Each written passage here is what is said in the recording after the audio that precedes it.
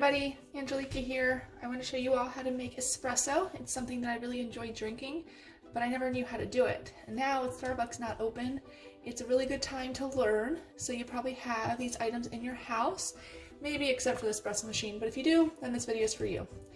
So you want to make sure you have coffee, and milk, and a grinder, and I'll go through what all these are in the process, and hopefully this video is very helpful for you. So you want to make sure you get a grinder. This is a Burr grinder. It lets you have more even grounds, meaning they're all going to be fine grinding. Versus if you use a spice grinder, then you'll get some fine and some coarse. So you really want to stick to having more fine grounds if you want to make sure the flavor tastes really good. If you're like me and you're just new to coffee, it probably doesn't matter, so use whatever you want.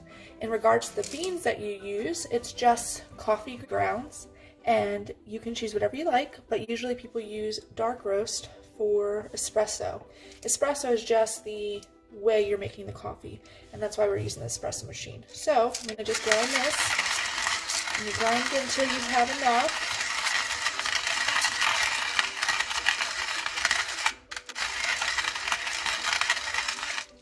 So once you have enough, you open this up, and you have your coffee grounds. Then you're going to take your container and put it in here. This is for a single cup.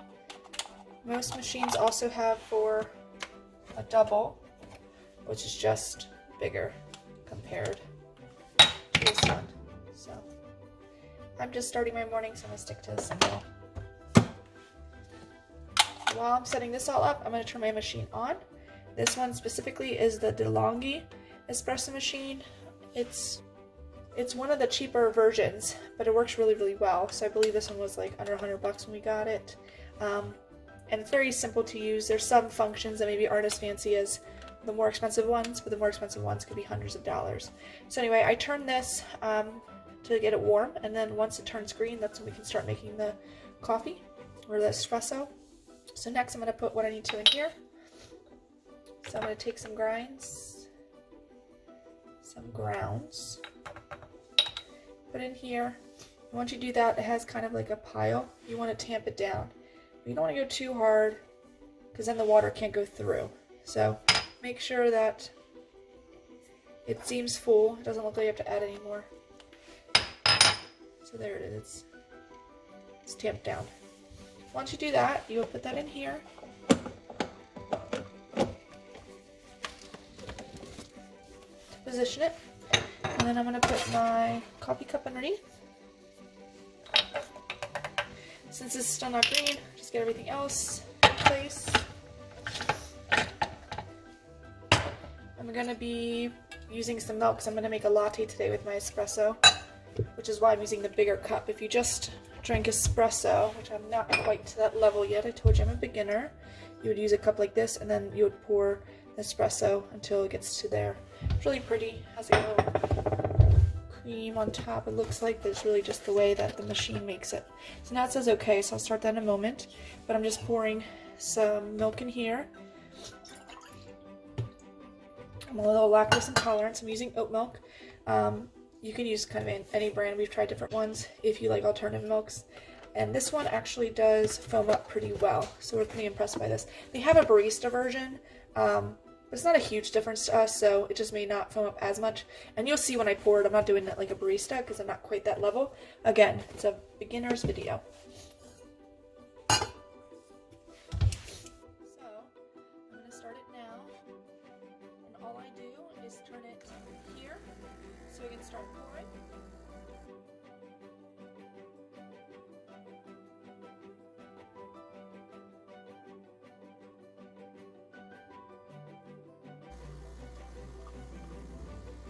Back to here. And there's my beautiful, so you can see it better,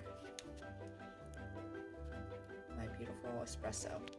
So now I'm going to show you how I'm going to get some milk, or oat milk, started here. And for this part, you just have to turn it, the knob, to the steamer. And this works with the knob moving it. to allow the steam to come out. So I always just make sure that I clean it first. I did it, you know, after every use anyway. It gets really hot, so just be careful and have a towel near you to utilize.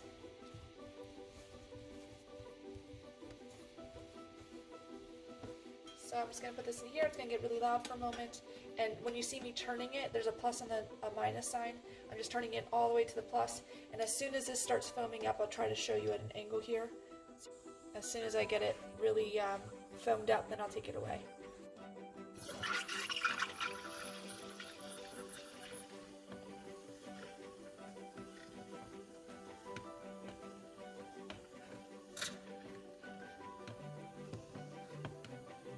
A little hot on the sides. So the point of this is to make it hot, foam up, so it's delightful in my espresso. You can really see it foaming up, right?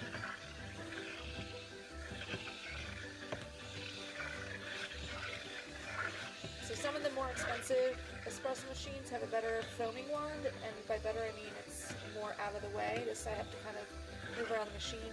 It's never been a bother to me, but again, not a Starbucks person. I just make the best I can, and honestly, to me, it tastes just like Starbucks.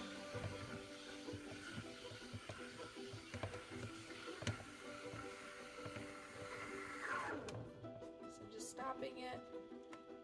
Sometimes with this machine, I can just lift it just to make sure I don't pour it anywhere, but you can see all that foam in there. So I'm just gonna pour it in my coffee to make my latte. Make sure I clean this off. Again, I like to just turn it on again. Make sure I get anything out of that nozzle. And then put it away. With this, I take this out, take this latch, pour it over, and then tap it into my trash can. Now I can enjoy my coffee. So good. Let me know how it goes for you guys. If you like this video, if you like other stuff around the house to save money, this saves money not going to the Starbucks. I mean, it's close, so it's kind of not a choice. But if there's anything else that you guys would like me to show you, make sure you comment below, make sure you subscribe, like this if you like it, and I hope to see you back here soon.